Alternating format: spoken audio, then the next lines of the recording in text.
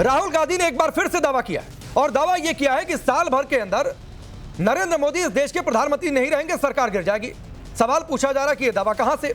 राहुल गांधी ने यह भी दावा किया कि भयंकर आर्थिक सुनामी आने वाली, जनता के प्रेशर को दबाने के लिए सरकार इमरजेंसी जैसा कुछ कर सकती है। बीजेपी कह रही है कि जिसका इतिहास ही इमरजेंसी वाला है वो इमरजेंसी की बात कैसे कर रहा है। सवाल इस बात को भी लेकर है कि अगर राहुल गांधी के पास चुनाव आयुक्त जुडिशरी के लोग मैसेज कर रहे हैं तो यह संस्थाओं पर कब्जे का आरोप क्यों लग रहा था। यह रिपोर्ट देखिए फिर टीवी।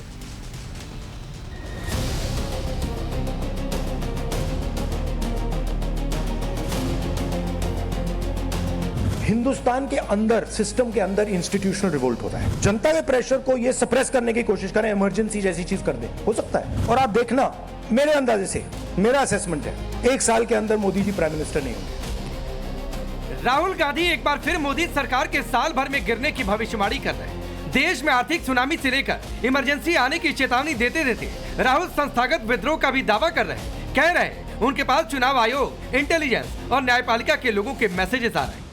और आप देखना, मेरे अंदाजे से, मेरा असेसमेंट है, 1 साल के अंदर मोदी जी प्राइम मिनिस्टर नहीं होंगे। चीफ इलेक्शन कमिश्नर के मैसेजेस मेरे पास आ रहे हैं। Head of intelligence system, senior judiciary, सारों के सारे रिवोल्ट कर रहे हैं, इंफॉर्मेशन दे रहे हैं हमें। सिस्टम मुझे इंफॉर्मेशन दे रहा है मोदी जी के बारे में, शाह जी के बारे में, उनके बेटों के बारे में, मिनिस्टर्स के बारे में, अजीत डोवल के बारे में, पूरा इंफॉर्मेशन है। धड़ाधड़ धड़ाधड़ धड़ाधड़ हमारे सिस्टम से ही आ रहा है। तो सवाल है कि राहुल के दावे जितने बड़े, क्या उनके सबूत भी उतने ही बड़े। फिलहाल राहुल के इन बयानों पर सियासी पारा चढ़ा है। बीजेपी प्रवक्ता प्रदीप भंडारी ने इसे राहुल की हार की कुंठा और अराजकता फैलाने की कोशिश करार दिया। शहजाद पूनावाला ने कहा, इमरजेंसी की राजनीति का इतिहास कांग्रेस और गांधी परिवार का रहा है। इससे ये स्पष्ट होता है कि राहुल गांधी की नीति, नियत, विरोध देश के अंदर कुछ कंस्ट्रक्टिव करने की नहीं, पर देश में एनार्की लाने की है।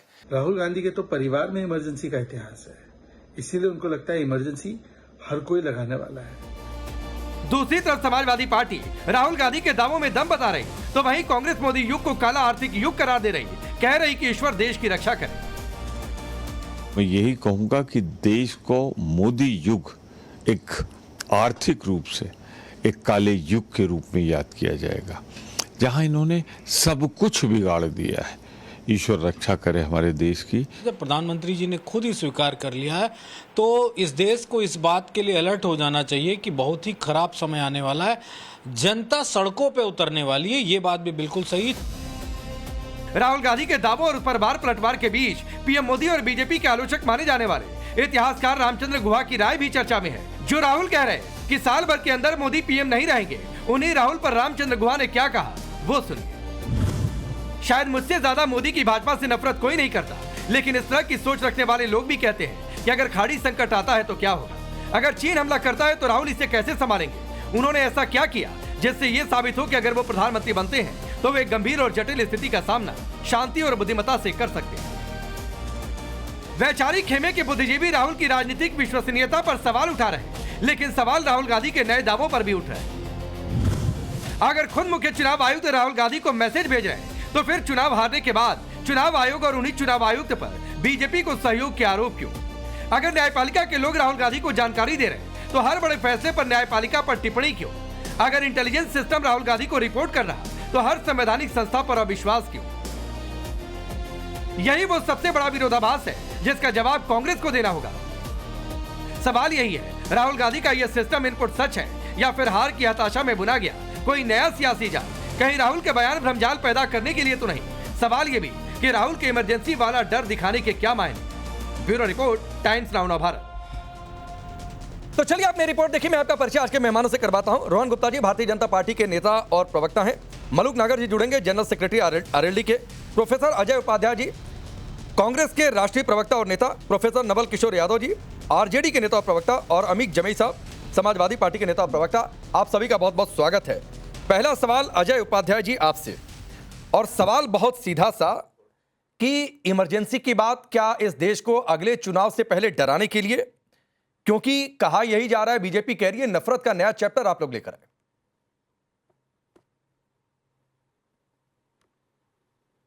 देखिए राकेश भाई, अघोषित इमरजेंसी तो कई वर्षों से चल रही है इस देश में। सबको पता है कि जो अयोग्य हैं उन्हीं की आज के डेट में जो है व्यवस्था में जो है प्रभाव है, और कहीं ना कहीं चाहे वो अधिकारी हों, चुनाव आयोग के सिलेक्शन की प्रक्रिया हो, बहुत जगह जुडिशरी में भी वो सिलेक्शन की प्रक्रिया पर बात आई है। मैं कहूँगा कि आपके क्षेत्र में भी, पत्रकारिता में भी जितने अयोग्य हैं आज वही शीर्ष पर बैठे हुए हैं। तो वैसे लोग जो योग्य हैं, जो नीचे में काम करते हैं और जिनका दावेदारी ईमानदारी से बनता है, वो लोग कहीं ना कहीं अब सिस्टम से नाराज और दुखी हैं। वो कहीं ना कहीं जानते हैं कि उनके साथ अन्याय हो रहा है। पहले जनता के साथ अन्याय हुआ, अब सरकार अपने व्यवस्था के अंदर बैठे हुए तलवा चाटने वाले चमचों को जो है शीर्ष पर बैठा दिया है, जिनकी ना कोई जवाबदेही है, ना जिनका कोई सिस्टम पर भरोसा है। वो तो बस तलवा चाटते हैं, मोदी जी का, अमित शाह का, कल किसी और का करेंगे। तो उन्हें ये पता है, और ये चीजें जो है धीरे धीरे पूरे व्यवस्था में फैल गई है। सच पूछिए तो जो 2 या 2.5 लोगों की जो सरकार चल रही है, वो 2.5 लोगों की सरकार से भाजपा के मंत्रियों से भी ऑफ रिकॉर्ड आप पूछिएगा, नेताओं से पूछिएगा, तो भी ये बताएंगे कि कितने मजबूर हैं वो, और मुंह यदि चुप रखा है उन्होंने तो क्यों चुप रखा है। जहां तक बात है कि ये कोई खोजी पत्रकारिता तो अब हो नहीं रही है, नहीं तो अब तक बहुत सारी चीजें आती बाहर। पर पेगासस जो है फादरलैंड से जो मोदी जी लाए थे अपने, तो उनको तो ये पता है, वो तो चाहेंगे तो उनको सब जानकारी भी मिल जाएगी कि किसके किसके फोन और किसके किसके मैसेज आ रहे हैं।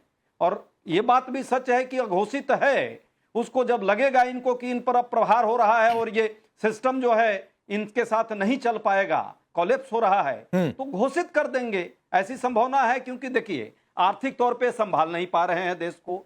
जिस तरह से महंगाई बेरोजगारी से लोगों की कमर टूट चुकी है, लोग त्रस्त हो चुके हैं इस सरकार से। ठीक है। जिस तरह शिक्षा व्यवस्था का हाल देख लिया पिछले 1 सप्ताह में, क्या हाल आलम हुआ है। ठीक। रुपये डॉलर का हालत सबने देख लिया कि क्या परिस्थिति बन गई। ठीक। वैश्विक स्तर पे हमारी जो credibility हाँ ठीक है, कूटनीति की ठीक है। मेरा एक और बात है अजय जी, आपने करीब करीब 2 मिनट बोला सर। रोहन जी मैं आ रहा हूँ, एक और क्रॉस क्वेश्चन है, अजय जी उसका जवाब दे ले, फिर आप दीजिएगा। तो भारत अजय उपाध्याय जी, जो आपने आर्थिक मोर्चे पर सवाल उठाए वो सारी बातों का जवाब रोहन गुप्ता जी देंगे। मेरा एक सवाल अजय उपाध्याय जी आपसे है।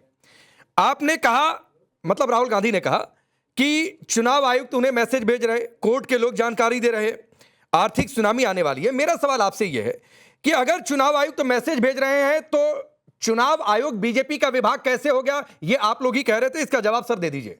कोर्ट के लोग जानकारी दे रहे तो पक्ष में फैसला नहीं, आपके विरोध में फैसला अगर आ रहा तो आप लोग कह रहे थे ये देखो संस्थाओं पर कब्जा हो गया है। तो आज ये सुर क्यों बदल गए? सब पर कब्जा इनका, और आज आप कह रहे हैं सब जगह से हमें को जानकारी आ रही है।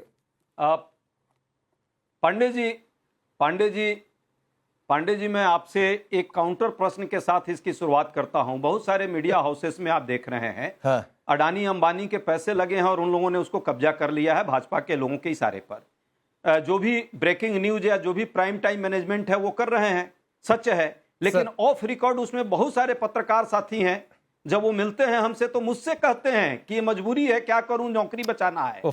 उसी तरह बहुत सारे चाटुकारिता जरूर ऑन रिकॉर्ड कर रहे हैं भाजपा के दफ्तर का, चुनाव आयोग में भी बहुत सारे लोग बैठे हैं, पर उसमें से बहुत वैसे भी लोग हैं जो ऑफ रिकॉर्ड उनको भी लगता है कि शायद मैं मुख्य चुनाव आयुक्त होता, सिर्फ आयुक्त नहीं होता। जो आयुक्त हैं उनको लगता है कि हम और ऊपर होते। तो बहुत सारी चीजें ऑफ रिकॉर्ड वो बोल रहे हैं, उनके भी अंतरात्मा की कहीं ना कहीं आवाज तो आती है कि गलत कर रहे हैं वो। तो अपने देश के साथ जो गलत करता है ना, उसको अंदर से आवाज रहती है, कहीं ना कहीं ऑफ रिकॉर्ड बोल पा रहा है लेकिन मजबूर है। ठीक है भी पेगासस का मजबूरी है, क्या करिए। ठीक है, अभी इस पर मैं आता हूं फिर दोबारा। रोहन गुप्ता जी जवाब दीजिए। अंदर से लोग जान रहे हैं कि गलत हो रहा है और वो सारी इंफॉर्मेशन राहुल गांधी के मोबाइल तक पहुंच रही है। देखिए राकेश जी, जो एक राष्ट्रीय पार्टी की और नेता की जो फ्रस्ट्रेशन है, पूरा देश उसको देख रहा है।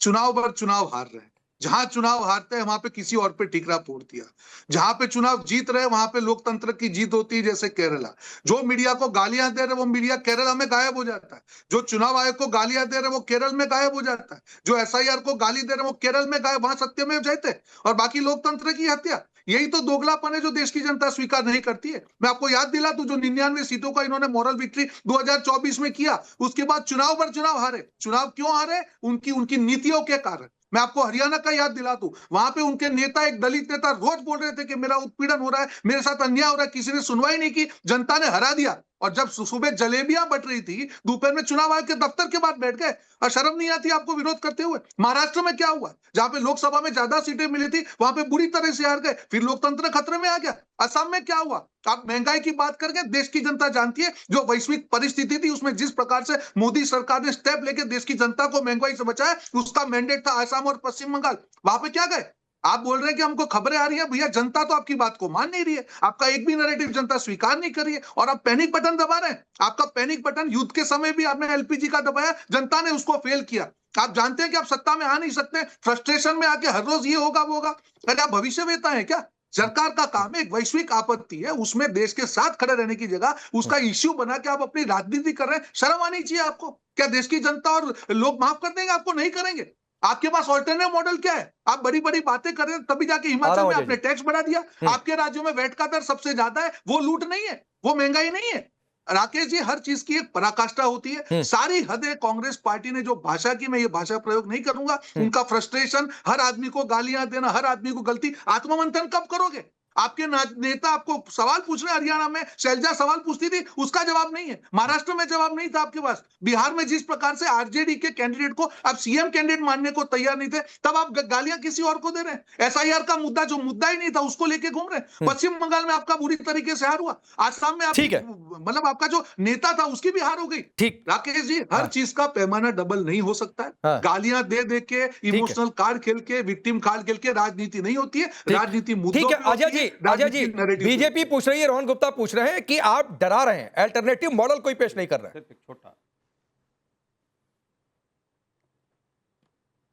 देखिए, कांग्रेस पार्टी तो सत्ता में है नहीं, तो कांग्रेस पार्टी कैसे डराएगी भाई? डरा तो मोदी जी रहे हैं। साम दाम दंड भेद, लटकाना भटकाना अटकाना, ये तो पूरी पॉलिटिक्स का केंद्र ही है आजकल मोदी जी का। हिंदू मुस्लिम में डाइवर्ट करके मुद्दों को मूल मुद्दों से भटकाते रहे अभी तक। लेकिन अब जनता के पास अब कोई विकल्प नहीं है। जनता भी समझ गई, यहाँ तक कि उनके जो बहुत सारे अंधभक्त जो जिनको हम लोग कहते हैं भक्ति कर रहे थे, उनको भी अब ये समझ में आ रही है कि इससे तो देश बर्बाद होगा, हमारे परिवार और हमारा समाज बर्बाद हो रहा है। अजय भाई, आज सच्चाई है, असम और बंगाल में जिस तरह से वोटों की चोरी की गई, यदि वोटों की चोरी, अरे वोट चोरी हो गई है वापस। मैं बीच में तो मैं भी नहीं बोला हूं। ओके, तो मुझे लगता है हम दोनों इस बात का ख्याल रखेंगे। हम ख्याल रखें कि हम आपस में ना बोले। असम में 27 लाख वोटों की अभी भी कोर्ट में पेंडिंग पड़ी हुई है और अभी भी उस पर कोई बात नहीं आई। 7 लाख वोट अंतिम में जोड़ा, उसका भी कोई अभी तक ख्याल नहीं है। सच पूछिए तो वोट चोरी से आपने जीता है। और जहां तक आर्थिक मुद्दों की बात अभी आप कर रहे थे, सच पूछिए बैलेंस ऑफ पेमेंट का क्या हाल है देश में, ट्रेड डिफिसिट का क्या हाल है, कैसे नेट एफडीआई जो है पिछले पूरे दौरान नकारात्मक साल भर से हो गया है। हाँ। कैसे पिछले 5 दशक में सबसे अजय भाई एक छोटी सी बात है। कमजोर हुआ अजय भाई एक छोटी सी बात है। दिख रहा है अजय भाई एक छोटी सी बात है। दिख रहा है, जनता परेशान है। ठीक है, रोहन भाई इशारा कर रहे हैं, एक छोटी सी बात है। और कई लोग ये पूछ रहे हैं, मलुक नागर साहब भी जुड़ चुके हैं, कई लोग ये पूछ रहे हैं कि जहां आप लोग जीत जाते हैं वहां वोट चोरी की बात नहीं करते। केरलम की बातचीत हो रही है, कई लोग सोशल मीडिया पर भी इसका जिक्र कर देते हैं। हिमाचल में जीत गए तो वहां वोट चोरी की बातचीत नहीं करते हैं। तो ये वोट चोरी का फॉर्मूला अपनी सहूलियत के हिसाब से क्यों तय होता है? देखिए पांडे जी, चोर बहुत शातिर है। ये जानता है कि कहां इसे चोरी करनी है और कहां चुप रहना है। यदि केरला में यदि ये चोरी करता तो आज जनता जो है पकड़ के सड़कों पर मारती भाजपा के नेताओं को। तो इस बात को इसे समझ है, इसीलिए ये चोरी वहां नहीं कर सकते, वहां है ही नहीं कुछ। धीरे धीरे करेंगे, देखिएगा ये इनका मोडस ऑपरेंडी है। तो आगे केरला की तरफ भी बढ़ेंगे। लेकिन उससे पहले 1 साल के अंदर मोदी जी प्रधानमंत्री नहीं रहेंगे। ये सच है। जिस तरह से देश को बर्बाद, लेकिन ये कैसे? मैं 30 सेकंड और देता हूं अजय जी, इंस्टीट्यूशन पर। अजय जी 30 सेकंड और देता हूं। जहां तक एग्जाम नहीं करा पा रहे हैं, नीट का एग्जाम हो, सीबीएसई का पेपर सुरक्षित नहीं कर पा रहे हैं बच्चों का आंसर सीट। ये क्या देश? नहीं, ये बिल्कुल गंभीर मसला है। ये पेपर लीक परीक्षाएं, ये वाकई अजय जी कराएंगे। ठीक है, ये मैं आपसे सहमत हूं। ये वाकई गंभीर मसला है कि जिस देश में अगर परीक्षा नहीं हो सकती है ढंग से, उस देश में आगे क्या चीजें, मैं सहमत हूं। लेकिन मुझे एक बात बताइए, हाल फिलहाल में जहां मुझे ध्यान आ रहा है कि राहुल गांधी ने दूसरी बार यह कहा है कि 1 साल में मोदी सरकार गिर जाएगी, सरकार नहीं रहेगी। इस सोर्स क्या है, क्या फॉर्मूला है, कैसे गिर जाएगी? देखिए इनकी डिपेंडेंसी सिर्फ 2 आदमी पर है। अच्छा। और दोनों जो मित्र हैं वो अमेरिका के अब दबाव में आ चुके हैं। अडानी का खेल पूरा अमेरिका से चल रहा है। इनका जो इकोनॉमिक मॉडल था जो दो लोगों को मजबूत किया, वो अब यहां से धीरे धीरे देखिएगा उनकी शिफ्टिंग प्रोसेस शुरू हो गई है।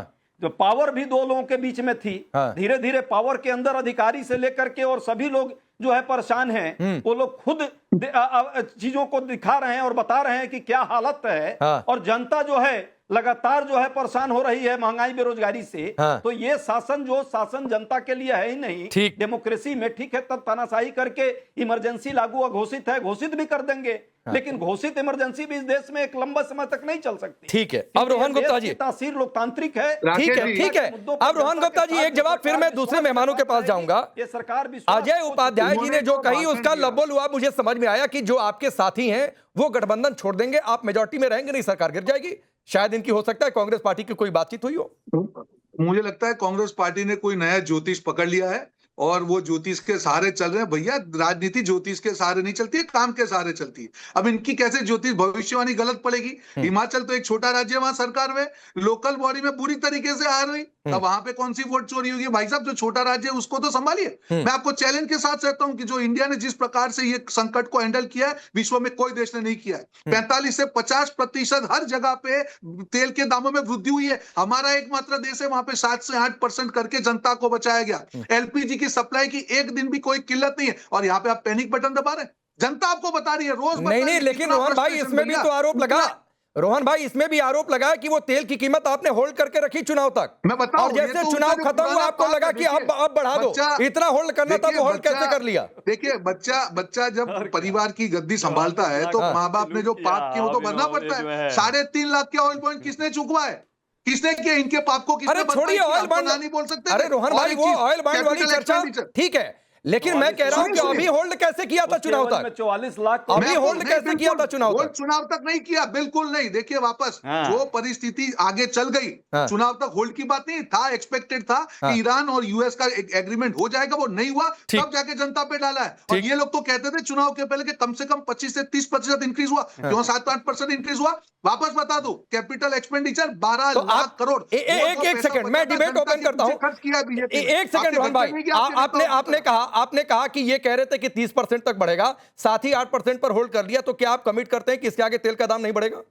बिल्कुल नहीं बढ़ेगा। जिस प्रकार से वैश्विक दरों में आज की डेट में परिस्थिति, मुझे नहीं लगता है कि बढ़ेगा। 100% नहीं बढ़ेगा। ठीक है, ये बात नोटिस में है, राज्यों में वैट को कम कर देंगे। ठीक है रोहन भाई, ये बात नोटिस में है, देश भी सुन रहा है और 3 बड़ी पार्टियों के प्रवक्ता भी सुन रहे हैं। बिल्कुल, उनको ठीक है। तो अजय जी, अजय भाई और नवल किशोर जी और अमित जमेई, भाजपा ये कमिट कर रही है, ये 7-8% जितना तेल बढ़ना था वो बढ़ गया, इसके आगे बढ़ेगा नहीं। इसके आगे बढ़ेगा तो आप लोग सवाल उठाइएगा, अभी सवाल मत उठाइएगा। लेकिन अमित बताइए वेट कम होगा कि नहीं? हाँ ठीक है, उसका जवाब लेता हूं। राकेश भाई रोज ये कमिटमेंट हमारे साथ करते थे और रोज शाम में बढ़ जाता था तेल। अच्छा चलिए फिर अजय उपाध्याय जी, फिर आपको बुलाएंगे, फिर आइएगा, फिर रोहन गुप्ता को रिक्वेस्ट करके बुला के पूछेंगे। राकेश भाई और रोज बढ़ता था। हाँ ठीक है, आगे भी बढ़ते बढ़ते कहां तक पहुंचेगा? आपने तो हिमाचल में इमोशनल टैक्स डाल दिया।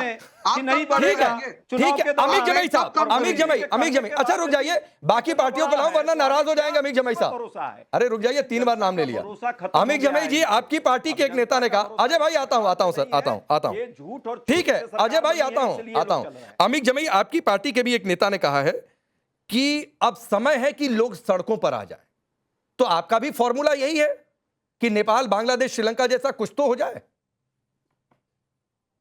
देखिए, हमारी समाजवादी पार्टी की और मेरे नेता मानिकेश जी की जो सबसे बड़ी चिंता और हमारी परेशानी ये है कि नरेंद्र मोदी, भारतीय जनता पार्टी भारत को अराजकता, अव्यवस्था की तरफ ले जा रहे हैं।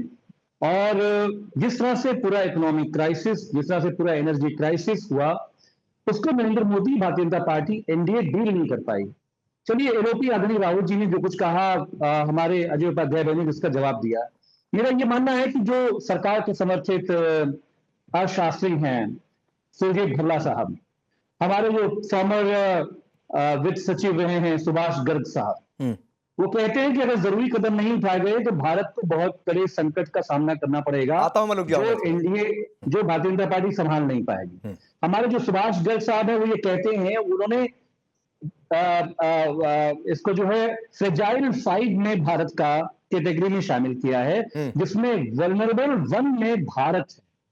क्योंकि भारत में जो हमारे अपने उद्योगपति हैं भारत के, वो निवेश करने से डर रहे हैं, विदेशी निवेश आने लगा। भारत का जो अपना एमएसएमई था, टैरिफ लगने के बाद, अमेरिका के टैरिफ लगने के बाद पूरी भारत का जो एमएसएमई, उत्तर प्रदेश का जो एमएसएमई था, वो पूरा कोलैप्स कर गया, हजारों करोड़ का नुकसान हुआ। ये हमें नहीं मालूम कि अमेरिकी साम्राज्यवाद का जो चेहरा भारतीय जनता पार्टी और एनडीए की सरकार बनी है, इनकी मजबूरी क्या है। देखिए, जब संकट आएगा तो टेलीविजन इंडस्ट्री पे आएगा, आम लोगों पे भी आएगा, जितने भी हमारे इंडस्ट्री के सेक्टर है वो सब पर आएगा। और बात है देश की, सवाल ये कि कल जब मनमोहन सिंह जी को लेकर पूरे देश में जब आंदोलन प्रदर्शन होता था, भारतीय जनता पार्टी सेलेक्ट होती थी। समाजवादी पार्टी भी यूपीए में हम मनमोहन सिंह जी की बहुत सी नीतियों से हम सहमत नहीं थे, हम उनके सामने खड़े होते थे। लेकिन आज नरेंद्र मोदी अमेरिकी साम्राज्यवाद का चेहरा बनकर जो भारत को डुबाने का काम कर रहे हैं, जिससे एक बड़ी युवा में निराशा, उनके अंदर हताशा, बेरोजगारी का संकट पैदा हुआ है। जब युवा हताश निराश होगा, आप हमें बताएं कि वो क्या करेगा। हमारा ये नहीं कहना है कि बांग्लादेश नहीं, जो बांग्लादेश में हुआ, जो श्रीलंका में हुआ, जो नेपाल में हुआ, रातों रात क्या हुआ है, अमेरिका की सीआईए ने क्या किया है, ये किसको नहीं मालूम है। भारत में हम लड़ेंगे ऐसी व्यवस्था के खिलाफ, लेकिन सवाल ये कि नरेंद्र मोदी ने, भाजपा ने हमारे देश को जिस दर्द में डाला है, हमें उससे निकालने में क्या दशक लगेंगे। लेकिन अमित साहब, आपकी बातों में कॉन्ट्रडिक्शन है। अमित जी, आपकी बातों में कॉन्ट्रडिक्शन है। आप कह रहे हैं कि मोदी सरकार अमेरिकी साम्राज्यवाद का निशाना है, आप ये भी कह रहे हैं कि नेपाल, बांग्लादेश, श्रीलंका में जो हो गया वो सीआईए ने करवा दिया। तो अगर मोदी सरकार अमेरिका के इशारे पर चल रही तो सीआईए यहां पर कैसे हेरफेर करवाएगा? या तो फिर आप ये चाहते हैं? मेरा आपसे ये कहना है कि देखिए, ये जो देश थे, बांग्लादेश, ये तो पहले तो गुलाम बने ट्रंप के और अमेरिकी साम्राज्यवाद के। जब गुलाम बने उसके बाद उन्होंने उस देश की स्टेबलाइज्ड डेमोक्रेसी को, जो स्टेबलाइज्ड डेमोक्रेसी थी, अरे भाई, हमारी ये जो शेख हसीना है, 75% वोट शेख हसीना को मिलता था, विपक्ष वहां पे था नहीं, नाम मात्र। मान लीजिए कि इंडिया का जो विपक्ष है वो आज मार्जिनलाइज्ड है, लेकिन शेख हसीना को रातों रात बांग्लादेश के लोगों ने कहां पहुंचाया, ये चिंता का विषय तो है। ठीक है, तो जो नरेंद्र मोदी जी कर रहे हैं, जो भारतीय जनता पार्टी कर रही है, 2027 में उत्तर प्रदेश उसकी चुनाव होने वाली है। आज हमारे मुख्यमंत्री योगी जी ने फैसला कर लिया है कि पूरे उत्तर प्रदेश में धरना, प्रदर्शन, स्ट्राइक करने की किसी की हिम्मत नहीं हो सकती। मैंने आदेश जारी कर दिया। ठीक है, इमरजेंसी नहीं तो क्या है। तो एक और तरीका इसका हो सकता है मलूक नागर साहब, कि अगर ये लग रहा है कि योगी सरकार का फैसला कि अगले 6 महीने तक कोई आंदोलन नहीं हो सकता, जाकर कोर्ट में चैलेंज कर दीजिए। बहुत सीधी सी बात है, अगर ये फैसला गलत होगा तो लोकतांत्रिक प्रक्रिया में कोर्ट सर्वोपरि है, कोर्ट कहेगी हटाओ इस फैसले को, वापस लो। मलूक नागर जी। पांडे साहब, देखो, आपने जो बात कही है, हाँ, आपने जो कहा है कि 1 साल में कांग्रेस ये कह रही है कि मोदी जी हट जाएंगे। अगर बिल्कुल सरल भाषा में कहें और देश के स्तर पे कहें, जहां आपकी व्यूअरशिप है, दर्शकें कहें, तो आजकल तो चील और गिद्ध कम हो गए हैं। कुछ समय पहले बहुत ज्यादा थे, और जहां वो गाय भैंसों का झुंड देखते थे तो ऊपर गोल गोल घूमते थे, और वो ये सोचते थे जब मरेंगी सारी ये तो इन्हें हम खाएंगे। और शाम को गाय भैंस चर करके चारा और वापस चली जाती थी, एक भी भैंस नहीं मरती थी। कांग्रेस की नीयत और राहुल गांधी जी का बयान बिल्कुल ठीक उन्हीं गिद्ध और चीलों की तरह है कि मोदी जी हटेंगे 1 साल में और हम कुर्सी पे आ जाएंगे।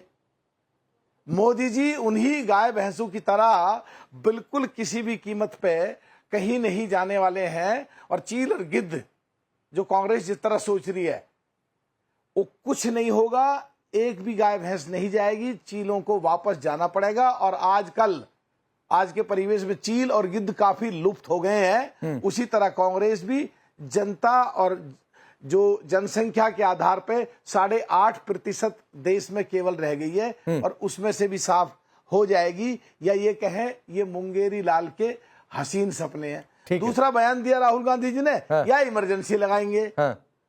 इमरजेंसी आपने लगाई तो आपको अभी भी इमरजेंसी दिखती है। आपने जो 1975 में इमरजेंसी लगाई थी, तो दोनों बयान बिल्कुल निराधार हैं। देश के सामने है। इस बयान पे देश की जनता, देश के लोग ये सोच रहे हैं कि राहुल गांधी जी कुछ भी बोल देते हैं। जैसे देश की इकोनॉमी डेड, अपनी 50-60 साल के करीब अपनी बढ़ाई गई इकोनॉमी भी डेड कर दी। और जैसे हरियाणा के चुनाव में जलेबी की फैक्ट्री में 50-60 हजार लोग काम करेंगे जहां 2 लोग काम करते हैं। तो इस बयान का लोग गंभीरता से नहीं ले रहे हैं, ठीक है, मजाक उड़ा रहे हैं। ठीक है, कोई मायने मैं नहीं इस पर अजय जी आता हूं, जरा नवल किशोर से भी एक टिप्पणी ले लूं, उसके बाद आता हूं, आप जवाब दीजिएगा मलुक नगर की इस बात का। अब इमरजेंसी की बात आ गई नवल भाई, तो सबसे पहले तो आपकी ओर से आना चाहिए था, क्योंकि मीसा भारती का तो नाम ही रख दिया गया था मीसा, इसीलिए।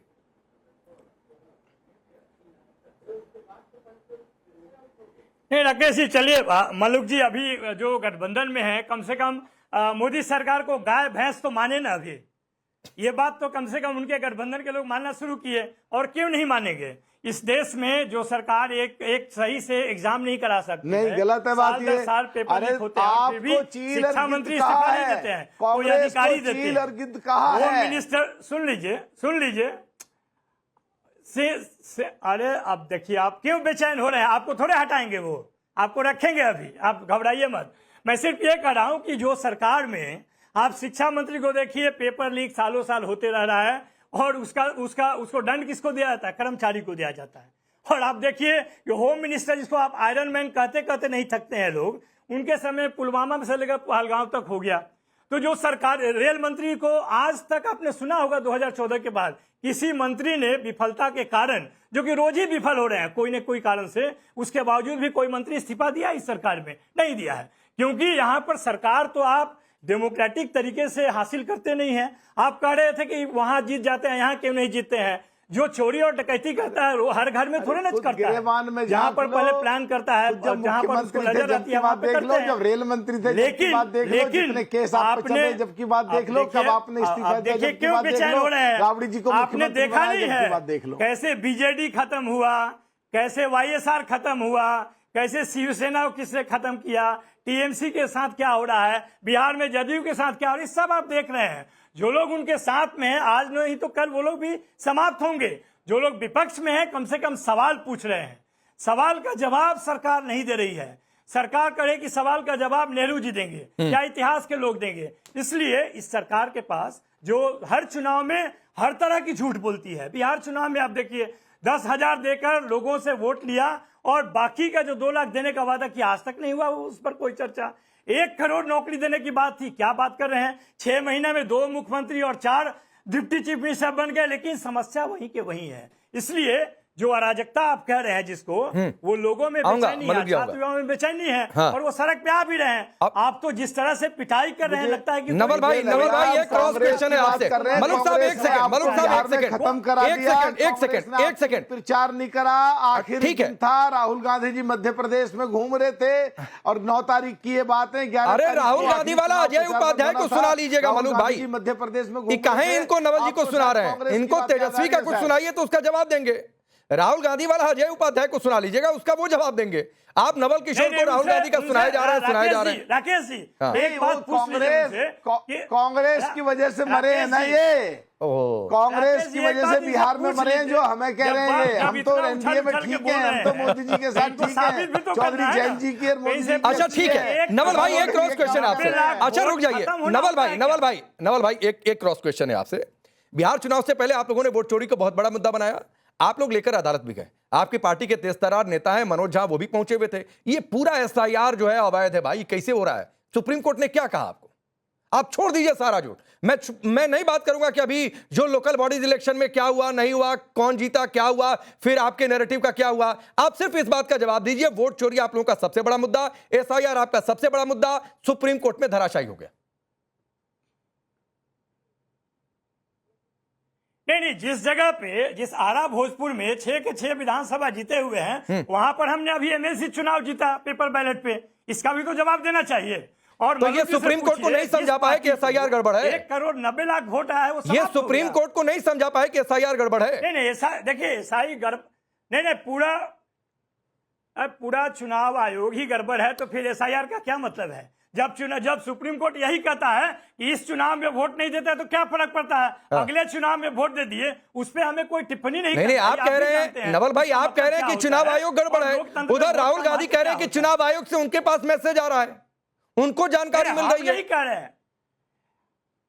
कह रहे हैं कि पूरा देश जानता है कि चुनाव आयोग गड़बड़ है, एक नहीं कई कारण है गड़बड़ मानने का। आप कह रहे हैं सुप्रीम कोर्ट, तो सुप्रीम कोर्ट का जजमेंट का हवाला दे रहे हैं, तो सुप्रीम कोर्ट ने तो यह भी बोल दिया कि चलो इस चुनाव में वोट नहीं दोगे तो क्या फर्क पड़ता है, अगले चुनाव में वोट। गलती मानने के बावजूद समझ रहे हैं और ठीक उसी तरह गलती मानने के बावजूद को कुछ नहीं समझ, और ये जो मलुक जी बेचैन हो रहे हैं, उनकी भी दुकान बंद होगी और भाजपा ही बंद करेगी, घबराइए मत। ये संविधान को कुछ नहीं समझ रहे थे ममता जी की तरह, सुप्रीम कोर्ट को कुछ मानते ही नहीं है, सुप्रीम कोर्ट के आदेश को कुछ नहीं मानते हैं। ममता जी भी कुछ नहीं मान रही थी, देश की एजेंसीज को कुछ नहीं मान रही थी। उनकी जो हालत हुई है अभी पश्चिम बंगाल में ताजा, उससे पहले बिहार में इनकी हालत हुई है। आप मान रहे हैं क्या ये संविधान को मानते नहीं है? अनुसार सब सही है ना? चुनाव आयोग को मानते नहीं है, इसका मतलब देश के संविधान को नहीं मानते, इसका मतलब देश में आस्था नहीं है। MP, MLA, minister, chief minister, prime minister, छोटी सी चीजें, देश बहुत बड़ा है, देश का संविधान बहुत बड़ा है और आपको ठीक है। आप जरा यहाँ पर अजय उपाध्याय को लाइए, आप जरा अजय उपाध्याय को लाइए। अजय भाई, राहुल गांधी कह रहे हैं चुनाव आयोग से उनके पास मैसेज आ रहा है, चुनाव कमिश्नर उनको मैसेज कर रहे हैं, ये कह रहे हैं सारा गड़बड़ी वहीं पर है। भाई ये लोग, आप लोग कॉन्ट्रडिक्शन क्यों करते हैं? पहले आप लोग तय कर लिया करिए कि चुनाव आयोग मैसेज राहुल गांधी को कर रहा है, उनको रिपोर्ट कर रहा है कि बीजेपी को कर रहा है।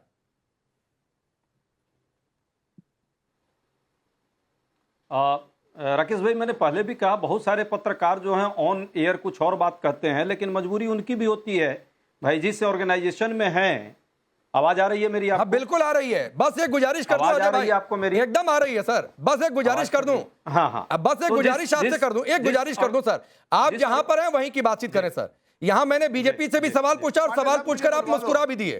पांडे साहब एक लाइन मुझे वो सवाल पूछकर आप मुस्कुरा भी दिए। मलूक जी एक सेकंड, तो जिन पत्रकारों की आप बातचीत कर रहे हैं सर, वहां की डिबेट वहां कर लीजिएगा, अभी यहाँ की कर लीजिए। मुझे बोलने दीजिए, मैं कोई अपशब्द नहीं, मैं बोलने ही दे रहा हूं, सिर्फ एक गुजारिश की आपसे। कोई अपशब्द नहीं बोल रहा हूं, लेकिन ये सच्चाई है, पूरा देश देख रहा है। ठीक है, आपके चैनल में भी बहुत सारे पत्रकार ऐसे हैं, मैं नाम लूंगा तो यहाँ सबकी पोल खुलेगी, अच्छा नहीं है भाई। ये सच्चाई है, आज जो है मजबूरी में बहुत सारे लोगों को जॉब करनी पड़ रही है, जो पत्रकारिता का धर्म जब का नहीं था, लेकिन कोई बात नहीं, सेवा का धर्म था। अब बात आती है, उसी तरह है, बहुत सारे चुनाव आयोग में भी बैठे हुए लोग हैं जो ये बात जानते हैं कि वो गलत कर रहे हैं, मोदी जी के दबाव में, या जैसे धनखड़ साहब चले गए, अचानक चुप है आज तक, ऐसे बहुत सारे लोग चले गए, चुप हैं, बट मजबूर हैं वो। लेकिन सच्चाई ये है कि उनको भी पता है कि ये गलत हो रहा है। जहां तक बात हमारे मलुक भाई ने कहा, बड़े प्यारे अभिन्न मित्र हैं हमारे, इन्होंने बात चील की और गिद्ध की है। एक चीज भूल गए, वो याद कीजिए, शेर जब शिकार करता है तो वो उसके छूटे हुए जो थोड़े बहुत टुकड़े होते हैं उस पर भेड़िया भी पलता है। तो मलुक भाई जैसे पार्टी जो इनकी है ना, वो भेड़िए के समान है, परजीवी है, वो मौसम के तलाश में है, और इनको पता है कि जब शेर का शिकार हम लोग करेंगे, शेर बन के शिकार, तो उसका जो कुछ छूटा जब बनेगा तो ये मौसम विज्ञानी की तरह बदलेंगे। पर याद रखिए, आपका भी यदि वहां रहे तो आपका भी शिकार भाजपा कर लेगी, उसी तरह जिस तरह अभी सभी पार्टियों का है। एक बात मलुक भाई, आप जवाब दीजिएगा, आप जवाब दीजिए। अजय भाई आएगा तो फिर आपको आना पड़ेगा मेरे यहाँ ही, कांग्रेस के अलायंस में ही आना पड़ेगा। लोग नहीं, चलिए, ये अच्छी बात है, ये अच्छी बात है कि अजय भाई, ये अच्छी बात है कि आप मलुक नागर से, भाजपा के बुचर खाने में हजारों गाय भैंस की मौत हो रही है रोज। सुनिए अजय भाई, भाजपा के बुचर खाने में एक सवाल आ रहा हूं, रमन जी आ रहा हूं। अजय भाई एक सवाल, आंख में आंख मिला, अजय भाई एक सवाल, मलुक जी, अरे इतना खुश हो लीजिए मलुक भाई कि वो कम से कम मित्रता निभाते हुए ये कह रहे हैं किसी दिन समय पलटा तो आपके लिए रास्ता खोल देंगे, तो कम से कम यही सोचकर मुस्कुरा लीजिए। कम से कम अजय उपाध्याय जी ने ये कह दिया कि वो रास्ता खुला हुआ है आपके लिए, उनके लिए। तो हम एक सवाल और आपसे, फिर आप लोग बोलिएगा। अब Ajay Upadhyay ji 1 minute sir, please 1 minute मैं आ रहा हूं। ये IMF का मैंने सोशल मीडिया अकाउंट खोला हुआ है और 20 अप्रैल का ये पोस्ट है। अजय उपाध्याय जी, अगर इस देश में भयंकर आर्थिक सुनामी आ रही है तो, क्योंकि ये मामला तो फरवरी लास्ट से चल रहा है, अभी भी मैं देख रहा हूं कि world economic outlook growth projections जो है वो आप देखिए अभी भी इंडिया का सबसे ज्यादा है। जो प्रोजेक्शंस है 2026 और 2027 के लिए वो सब 6.5% है, और दुनिया में किसी भी देश का इतना नहीं है जितना भारत का है। तो कौन सी आर्थिक सुनामी, कौन सा डेटा आप लोगों के पास है, इसकी मुझे जानकारी दीजिए। एकदम एकदम राकेश भाई, बहुत अच्छा, ये पत्रकारिता का प्रश्न है, मैं सैल्यूट करूंगा आपको। यही प्रश्न होना चाहिए सरकार और देश के संदर्भ में। यदि कोई डाटा वैश्विक मशीनरी ने दी है तो उसी वैश्विक मशीनरी में IMF कहता है कि डेटा की फर्जीगिरी भारत में हो रही है और विश्वसनीयता आंकड़ों का है। रोहन भाई सुन लीजिए, से C कैटेगरी में IMF ने डाल क्या दिया। सुनाएंगे? इसका मतलब डेटा सुन लीजिए सर, सवाल क्या है तो जवाब सुन लीजिए, फिर आप ही के पास आऊंगा। काउंटर आप ही को देना है। जो है होलसेल प्राइस कितना आया है? 8.3% अभी आया है। एक साल में 12% हमारे रुपए का डिवैल्यूएशन हुआ है। एशिया की करेंसियों में सबसे नीचे स्तर पर भारत की इतनी डिवैल्यूएशन किसी की भी नहीं हुई है। FDI जो है वो लगातार निगेटिव चल रहा है। मैं नहीं कह रहा हूं, ये भी डाटा उन्हीं एजेंसियों का है।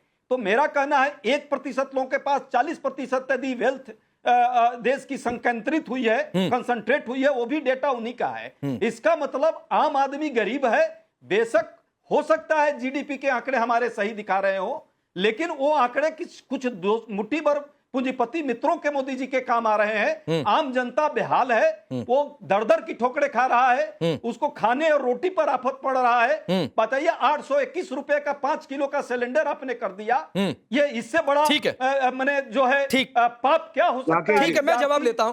अब रोहन भाई, ठीक है, रोहन भाई ये कह रहे हैं कि डेटा दरअसल वो सच्चाई नहीं दिखा पा रहा IMF का, जो सच्चाई इनके हिसाब से देश की अर्थव्यवस्था की है। इसका काउंटर क्या है आपके? देखिए राकेश जी, अब इनको पकड़े कहां पे? अब जैसे डेटा पे सवाल किया तो ये डेटा भी फर्जी है। इन्फ्लेशन की बात कर रहा हूं, रिटेल इन्फ्लेशन 3.48% अप्रैल में। इनके शासन में इन्फ्लेशन डबल डिजिट में था, 10 to 12%। Current account deficit 1.3% of GDP इनके शासन में 4% के ऊपर था। कौन से आंकड़ों की बात कर रहे हैं? GDP का ग्रोथ देख लीजिए 8%। आपके शासन में क्या था? 3%। फ्रेजाइल 5 की हम बात कर रहे हैं। रुपए की बात करें, मैं चैलेंज के साथ बोलता हूं, आपके 10 साल के शासन में रुपया 45% डेप्रिशिएट हुआ। हमारे वहां 14 से 24 में रुपया 32% हुआ। तो कौन सी बातें कर रहे हैं भाई साहब? मैं तो चैलेंज के साथ बात कर रहा हूं। पेट्रोल डीजल के दाम आपके शासन में 155% बढ़े, भाजपा के शासन में 44% बढ़े 10 साल में। कौन से आंकड़ों की बात कर रहे हैं? यहाँ पे आके आप खाली पैनिक बटन दबा रहे हैं। आंकड़ों की बात करेंगे तो बोले आंकड़े फर्जी है, हकीकत की बात तो हकीकत फर्जी है। जनता वोट में लो, जनता को गाली देंगे। अरे भैया कभी तो आत्ममंथन करिए। बाहरी आप ढूंढते रहेंगे, जनता आपको चुनाव के बाद चुनाव हराई जा रही है। चालू जो आप आक्षेप कर रहे हैं, तब 2 चुनाव हो रहे हैं, बुरी तरीके से आप दोनों जगह आपकी बैंड बज रही है, फिर भी आप यहाँ पे आके भाषणबाजी कर रहे हैं, भविष्य की बातें कर रहे हैं, हम ये कर देंगे वो कर देंगे। देखिए आपका इतिहास भी बुरा है और आपका वर्तमान भी परेशान है, इसलिए आपकी मजबूरी है कि आपको सिर्फ भविष्य में जिंदा रहना है, जिससे आपकी बची खुची वोट बैंक बची रहे और आपकी दुकान चलती रहे। इससे कुछ नहीं होना है। हकीकत के आंकड़े मैं चैलेंज के साथ कहता हूं राकेश जी, आप सरकार के कोई भी आंकड़े पे डिबेट करने के बोलिए, तैयार हो डिबेट पे। आपने उनके 10 साल का शासन और हमारा 10 साल आपको आंकड़ा मिल जाएगा। उन्हीं आंकड़ों पे इन्हीं आंकड़ों को मैं सिर्फ काउंटर करूंगा। बड़े विद्वान प्रवक्ता हैं रोहन भाई, हमारे साथ भी रहे हैं और उन आंकड़ों को उन्होंने बहुत बखूबी निभाया है। सच पूछिए तो गोल्ड कर्ज कितना बढ़ गया है? 45% अभी। तेल कंपनियों का मुनाफा 41% बढ़ा, फिर भी तेल का दाम जो है आप देख लिया कि कितने 8 से 10 रुपए जो है बढ़ा दिया आपने अभी कुछ ही दिन में।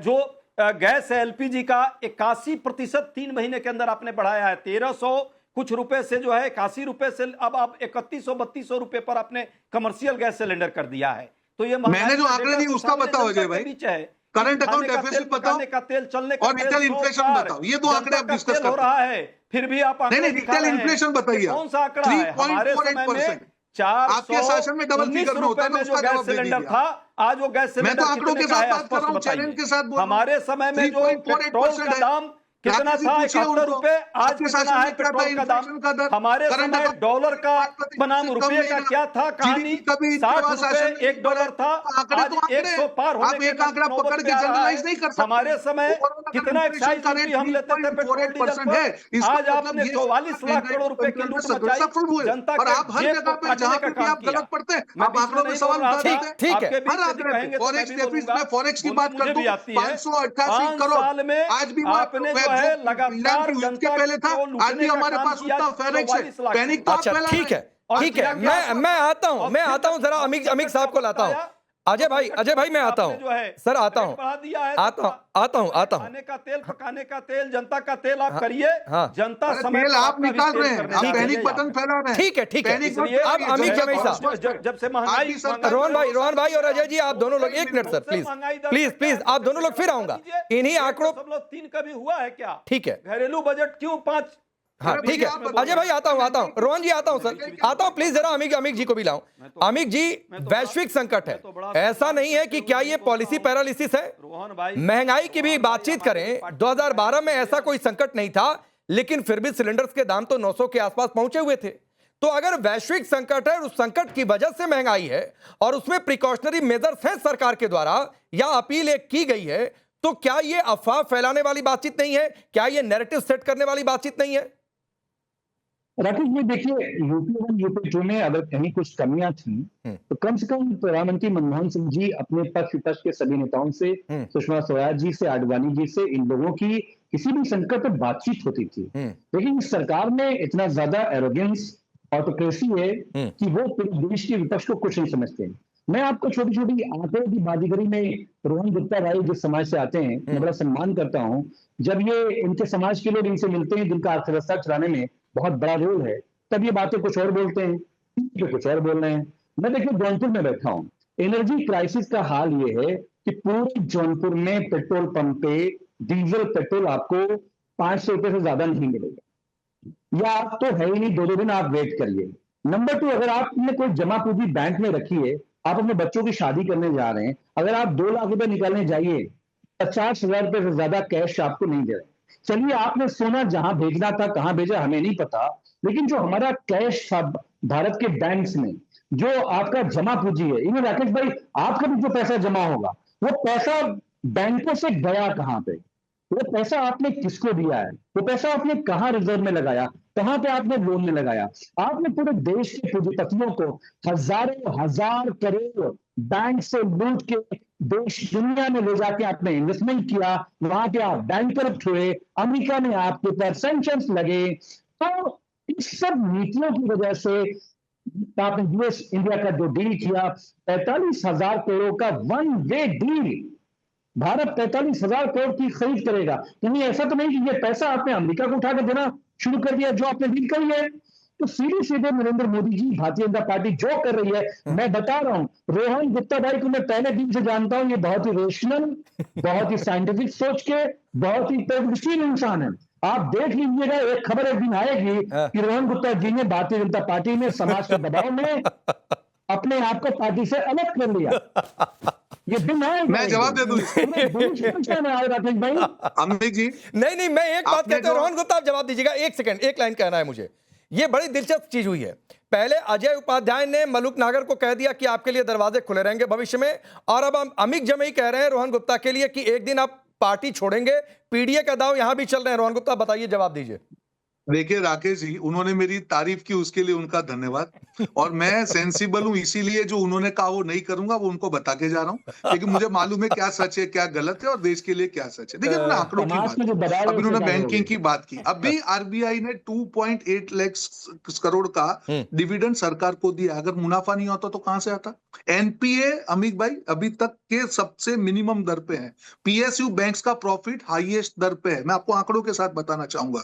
जीएसटी कलेक्शन हाईएस्ट हुआ है अभी तक के इतिहास का। जीएसटी तो कोई फोर्स नहीं कर सकता। ये तो जो इकोनॉमी होगी, एसएमई का जो पैसा होगा, उसी से आपका सेल बढ़ेगा, उससे जीएसटी बात करेंगे राकेश जी। जब टैक्स कलेक्शन आपका सबसे नहीं, एक सेकंड, मैं बीच में आता हूं। आपका 3.5, अमित